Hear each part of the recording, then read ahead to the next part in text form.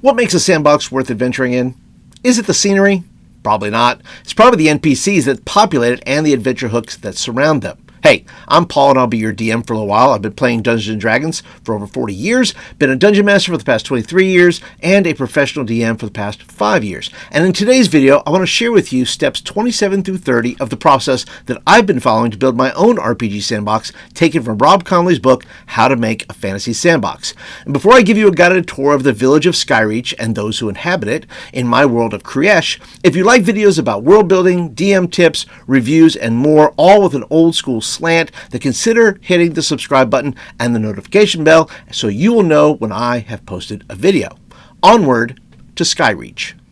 All right, so here we are in the land of Skyreach. This is a setting that I've been working on for the past 8 months or so, and I've been putting out a monthly zine called Crit Happens, and every month I am putting out a portion of my setting that you can use in your game. It is system neutral, so it'll fit anywhere. It has details of cities, of the gods, of the maps, all kinds of things that are in there, so I hope that you will go and check it out at the end of this video. And all the links for everything will be down below.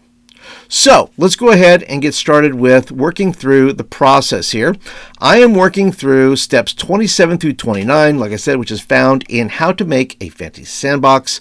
That book links will be down below for that as well. Number 27, 6 through 12, important buildings. Write a paragraph for each. Number 28, write a 2-sentence blurb about each notable NPC or monster in town plus stat block motivation. And 29, pick 12 NPC monsters. Write a paragraph of each and pick the 6 most common encounters in your home base. And that is where we begin. So in this particular village called Skyreach, there is something called the Ironclad Yards. And this is kind of a town that, has seasonal moments. It has festivals, things like that. It's kind of like Area 51 or Burning Man or something like that, where it's a small town, but there's big events that happen in it. And this town is kind of a gritty steel town. And it has the Ironclad Yards. Ironclad Yards is the industrial complex of Ironclad Industries, run by, well, it should say by Skosnat Mattleborn, not my. And he's a warrior dwarf whose father fought in the Shadow Wars to restore order to the land of the gods. Ironclad started during the Shadow Age to meet the threat of the demigod rebellion, but once the war was over, they needed to find new ways to use the road hulks that were once used in combat. Ironclad is a self-contained city and is often at odds with Skyreach proper and its mayor, Fargo Slew, over economic development. The mayor also believes that Skosnat is affiliated with the cult of the Veil, which is he or isn't he? Well, I guess we'll just have to find out in the development process. But this Ironclad Yards is kind of like a big industrial complex, like you would see like a giant power plant or something like that. But here they make these Brinks trucks. They were war machines. These road hulks were war machines, and now they use them kind of like Brinks trucks to make very important deliveries. Now we go to the slag. The slag is the heart of the yards. It is where manufacturing takes place. Sky iron is delivered here, which sky iron is kind of like their meteorites that get melted down and are reformed to make road hulks as well as reinforcements for wooden carriages and wagons. The heat the slag generates is immense and the glow can be seen for miles. There is gossip around Skyreach that some kind of otherworldly source is powering the kilns. Dwardak Bone Grip oversees the slag and runs a tight ship. There are stories among those who work in the yards that he once threw a sleeping employee into the kiln, but this has not been validated. So is it true? Not true? I don't know. I bet you Dwardak made that up himself. I bet he spread the rumor. The Hammer and Spark. And this is a bar that is set inside of the Ironclad Yards. Like I said, it's self-contained, but this is kind of an independent bar. When the employees, they're called slaggers of the yard, need a place to blow off steam, they head to the Hammer and Spark. And after a hard day's work, elves, dwarves, and humans gather for drinks, gambling, and sport. Owner and bartender Raven Lavoie holds court and serves drinks when she's not making deliveries in her road hulk she calls Beast. The Beast may or may not have some irregular customizations on it that are against company policy. Nightly contests of scrap and other games are how slaggers earn coin to buy necessities from the treasure house. So they have a system, an inner working monetary system for special necessities. What those are? Well, those will come out later on. Vale's Bounty. It's a souvenir shop, which this is where the Area 51 comes in, because if you go to New Mexico and you go there's all these shops with alien stuff and all that. Well, there's a yearly event called the Aetherian Veil that sort of opens up, happens a couple times a year. Might be happening more frequently, where this veil opens up and people wait. It's a beautiful kind of display, kind of like the Aurora Borealis. But this is a very thin place where things might come in from other planes of existence. We're not entirely sure. But in an effort to cash in on the biannual event of the Starfall Festival, Vale's Bounty, a souvenir shop was opened. Kasula Joran, which is an elf, has run the shop since it was opened shortly after the Shimmering Lights started to draw crowds of people from all around the land of the gods, which is the name of the region that Skyreach is in. Patrons of the Starfall Festival can pick up Starfall Dust jars, tiny sealed glass vials filled with iridescent power that sparkles and shifts in the light. The Stardust was purportedly collected during the peak of the Aetherian Veil. And if you ask nicely, Kasula may show you items from behind the counter which are believed to have fallen out of the veil. And those might be all kinds of things and lead to all kinds of hooks and adventures and whatnot. We don't know if they're magic. We don't know if they're cursed. Maybe any kind of things behind that counter. Tower of Aether. The high white Tower of Aether is not only the largest structure in Skyreach, it was also the first structure built. Calith, Starshaper, the high hand of Aether, presides over the faithful who have committed themselves to embodying law and order to the best of their ability. The tower has a small chapel for services, several classrooms, and a war room for training. Calith and the dozen or so members of the Tower of Aether prepare every year for the Aetherian Veil, standing ready should someone or something exit the Veil to threaten Skyreach. Besides keeping the order in Skyreach, they are actively investigating the cult of the Veil and standing guard against the heresy and chaos they seek to bring to undermine Aether's law. More on that later. And I try to tie the locations in with the NPCs you'll see as we go along here to be able to expand on all the different adventure hooks. If you are playing in Skyreach and in Skyreach, well, then you'll be able to use all of these little hooks and give it a little bit more depth, and so that your players feel like they're playing in a real world, which is the point of building a sandbox, a setting, so that players can get that feeling of depth and immersion. Let's move along. The Ironclad Inn and Tavern. The inn sits just off the road with a decommissioned road hulk beside it, beckoning travelers to stop, drink, and stay a while. The inn is patronized by mostly Skyreach regulars and does not stand in competition with the Hammer and Spark, although slaggers who want a quieter spot to eat and drink will drop by from time to time. Owen Lasher, known as Owen the Merciful, is a former member of the Aetherian Order and opened the inn upon leaving the Order. The inn has a robust menu and drink choices. Like the Hammer and Spark, they have games of chance, but drunkenness and disorder will not be tolerated. The law of Aether abides here. And if you remember that zine I was talking about, Crit Happens issue number 10 is out right now. June is coming out very soon, but you can pick up issue number 10, Land of the Gods, which has the 5 eras of Skyreach, the great city of Guardian Grove, the towns, the villages, the hamlets. They're not all fleshed out, but they do have a paragraph each. So it gives you some idea of maybe what your players are going to get into. And of course, you can come up with your own ideas as you go along. It does have maps, which are scaled that you can print them 11 by 17. And they make for nice maps that you can just sit right on the table and everybody can kind of follow along with that, or give everybody their own individual map to Skyreach. All right, let's get on to the NPCs. Owen Lashley, a.k.a. Owen the Merciful. Owen was born in Skyreach, in the yards specifically. When he was old enough, he started making deliveries. Once, on his way back from a delivery, bandits struck, and after a bloody battle, a nearly dead Owen had a vision of Aether calling him to join the tower.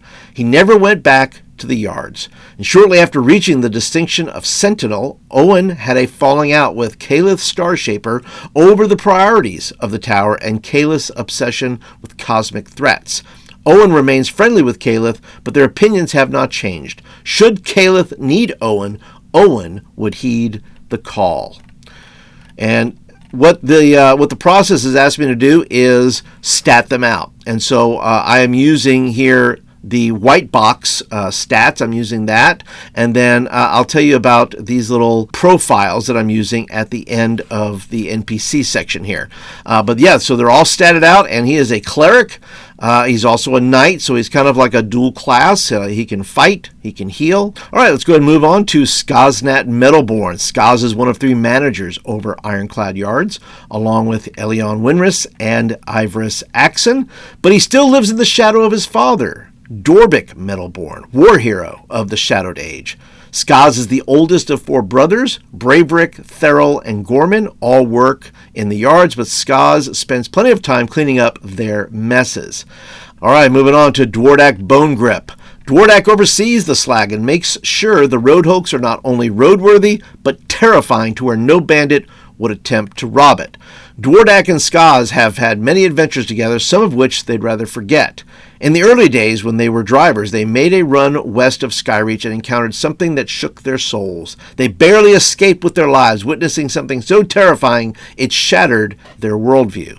They do not speak of this event, and if they do, it is in hushed tones for fear that whatever they encountered might be listening. And I'm doing a lot of work out west of Skyreach. That's kind of the next area that I'm going to be expanding into. And so there's a lot of mystery that's going on around the west of Skyreach. There's some threats that are possibly closing in on Skyreach, and I'll develop those in future zines. And then we have Dwardak. He is also a fighter. And he's a crazy looking dude, man. He looks like he looks like a guy that could throw somebody in the kiln in the fire if they were sleeping. My guess is he did not, but you never know about these things, right? As long as the rumor works, right? Raven Lavoy, an eye patch, a dangerous smile, and fast reflexes are not all there is to Raven Lavoy. She's worked in the yards for over a decade and only goes on special runs when asked to. Otherwise, she's filling mugs and breaking up fights she likely started. The Hammer and Spark is her family, and if you choose violence against them, be prepared to receive violence back, likely with her Blade Star. Lately, strange and alarming things have been happening to some of the patrons of the Hammer and Spark, and Raven has an uneasy feeling her past has caught up to her. What is that about? Here's Raven Lavoy. And if this looks familiar to you, if you've ever seen the movie Crawl, this is what they call the glaive in the movie. And I thought, you know what? She needs one of those. If she has an eye patch, she needs a glaive as far as I'm concerned. And she is what is called an expert, but I'm going to put here, she's an expert, but you know what? She's really a thief. So, she's a thief. All right, let's move on. Kasula Joran. With flowing blonde hair, you'll find Kasula in one of 3 places. At Vale's Bounty, stocking and selling, wandering the Starfall Amphitheater, looking for possible treasures from the other side, or at a small shrine dedicated to Eso, the god of magic and wonders. Kasula wears a brass celestial headband with stars and a glass centerpiece that shimmers when she walks. She will tell you that what lies inside that glass piece is a remnant of the Aether Veil. What is unusual about Kasula is that when someone mentions her, there are some who believe she's relatively new in town, while others believe she has been here all along. The mystery. And there's Kasula Joran right there. She's an elf magic user, and we don't really know if she's from here or not. We don't know if she's from the other side of the Aetherian Veil or not. Could be. We'll have to wait and see. Then we have Caliph Starshaper. Caliph despises Skyreach because it is not Guardian Grove, which is the big city. He was sent here to build a tower as well as train the Knights of Aether. He longs to be where the action is, but is committed to protecting Skyreach and its citizens. In addition to patrolling the city, Caliph and his knights have been called upon once or twice to squash near riots over at the Ironclad Yards. Caliph and Skaznat have nearly come to blows over who has jurisdiction at the yards. Caliph does not trust Skaznat. He watches him from his tower with a wary eye as Snaz drives his road hulk west. Why is he going west? What's out there?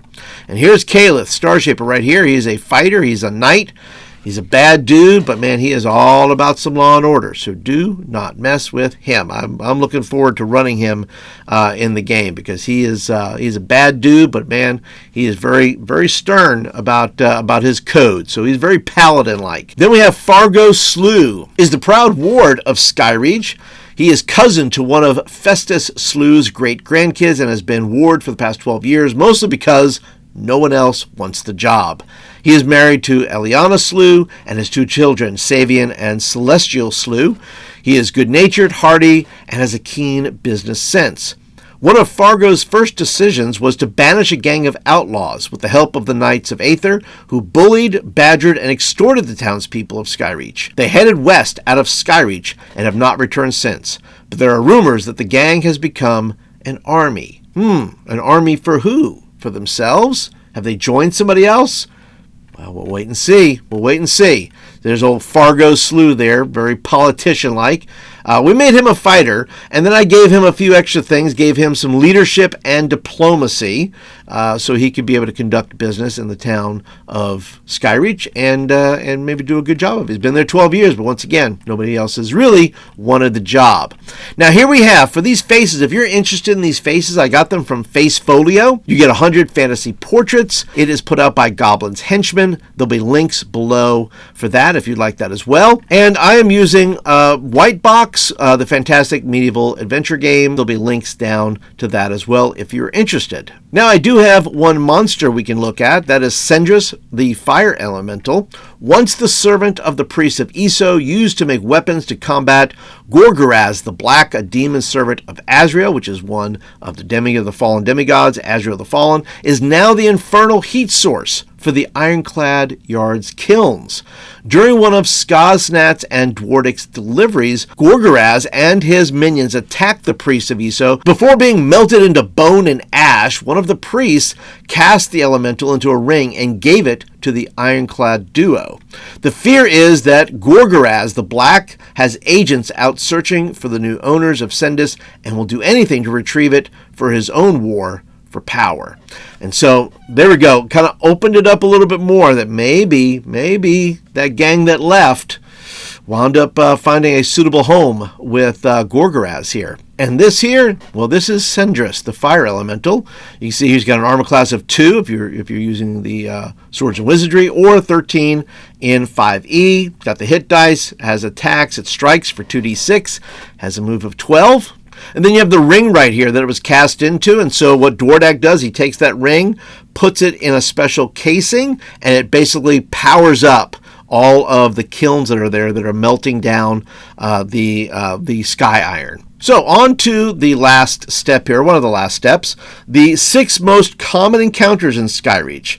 So I'm going to say it's the Ironclad Slaggers, which are going to cause trouble from time to time, just being these kind of roughnecks. You have the Aether Knights, you're going to see them out and about. The Agents of Gorgoraz, I'm focusing on them a little bit to where they're not normally your normal crazy, demonic looking things. They're really more like the Supernatural, the TV show Supernatural, and how those demons kind of came across. They were kind of embodying, and I'm wondering if maybe that's what happened to the gang leaders. I'm not sure. Maybe they worked for him. Maybe they were embodied by the minions of Gorgoraz. We don't really know. Then you're going to have travelers. Travelers are going to be coming in from all over during the time of the Starfall Festival, or just coming through on their way to somewhere else. Then you have the Cult of the Veil. They're up to their shenanigans, which is a cult of Weave. And Weave is one of the demigods who fell, but really is the instigator of the rebellion. And it's their goal to kind of break down the walls of reality. And part of that, I'm wondering if the whole Aetherian Veil, which is now called the Silent Weaver, because now she's kind of undoing what she helped create, maybe by doing this Aetherian Veil thing and allowing things to come into the universe to destroy and to dismantle what she helped create. And then you have Visitors from the Veil. And I'm going to have like a random table that I'm going to use, that when it's time for the season of the Aetherian Veil, we're going to roll to see what comes out. If something comes out, nothing comes out. But there's all kinds of things that could be coming out of there that could cause quite a fuss. So I want to invite you again to take a look at, I have a Hexcrawl bundle. So if you're interested in this world, if this sounds fascinating, if this is a place that you want to bring your players to at the table, then I'm going to encourage you to check out the Hexcrawl bundle. There's always, you get all the issues there. So you get, I think there's, from the Hexcrawl perspective, I know there's 10 issues, but 10 issues total, but there's about 7 or 8 of them that are nothing but the Hexcrawl bundle and focuses on nothing but the world of Skyreach, and those are the ones that will be in the bundle, and I'll be adding to it as I go along. You're always going to get $2 off. So in other words, the individual zines are $2 a piece, but you can buy the bundle and you'll always get a free zine. It'll always be $2 off whatever the amount of zines that are in there. So I'll put a link down below to that if you're interested. And one last thing, while you're here, why not consider becoming a member and join the first watch? It's only 99 cents to become a member. You get loyalty badges, emojis, and you get the Crit Happen zine. So for 99 cents a month, you're going to get the zine, actually get it half off. So become a member, get the zine every month for half off, and you get early access to videos and all kinds of other perks. So I hope that you'll consider clicking that join button down there and become a member today. Well, listen, I hope I inspired you with my NPC creation, and it will inspire you to create NPCs of your own and locations that are tied together with relationships between these NPCs in the city that's only going to lead to more adventure. And listen, if you're interested in more world building and how I built this out and the other 1 through 29 steps, I'm going to put some videos right here, some playlists. You can check that out and watch the journey of how I built my setting, and maybe you could build one for yourself. But I'd like to hear from you. Leave me a comment down below. Number 1, which of the NPCs I created would you be most interested in putting in your setting? And then let me know, is there an NPC you've created that you think, man, this is really cool. This NPC's been around and I love using him with my players. Let me know down below. But that's it for today, everybody. Thank you so much for watching. Thanks for being a part today. Don't forget to go and click that thumbs up button. It tells me you like the video and you want more of them. And I will see you all in the next video. Have a great day, everybody.